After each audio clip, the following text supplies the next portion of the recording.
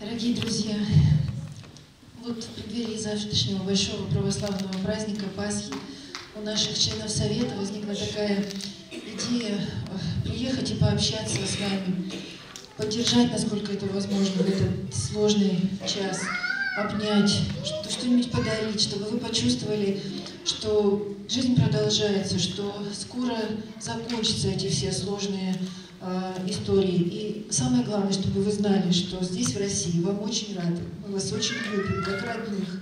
Дорогие друзья, мы очень рады сегодня с вами встретиться, вот специально, так сказать, на Пасху. Я бы хотела от своего имени пожелать вам светлой Пасхи, чтобы вы своей семьей дружной, которая здесь собралась. От имени Федеральной национальной культурной автономии азербайджанцев я тоже хочу сказать, что мы каждый день, верьте, каждый день молимся за вас. Молимся, верим и уверены, что все будет хорошо. Тяжелые дни останутся позади, чужих детей не бывает. Вот это все наши дети. Мы вам очень рады. Всегда готовы помочь, чем сможем. Мы сегодня приехали, чтобы поддержать вас, сказать, что мы с вами, а вы с нами.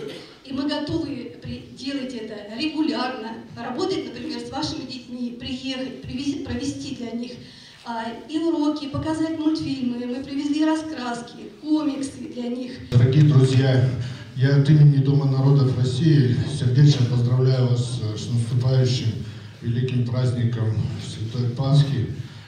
Мы помогли сегодня привести вам небольшую гуманитарную помощь. При этом мы помогали и Федеральной национальной культурной автономии, общественным организациям, отправляя гуманитарную помощь непосредственно в Донбасс.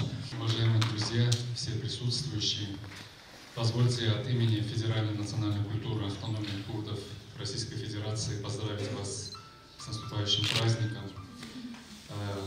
Я понимаю, и все мы понимаем, что то, что мы хотим для вас сделать, ту помощь, которую мы хотим оказать, это будет недостаточно для того, чтобы утешить ту боль, которая есть в сердце каждого из вас.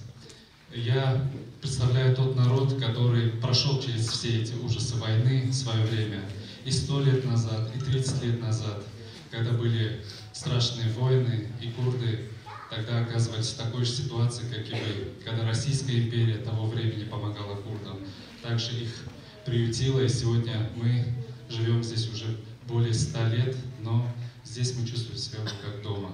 Ну, конечно, мы надеемся, что война в ближайшее время закончится, те трудности, которые есть, они закончатся, и вы сможете вернуться к обычной жизни, чтобы все у вас было так, как было до этого ужаса, происходящего сейчас на Украине.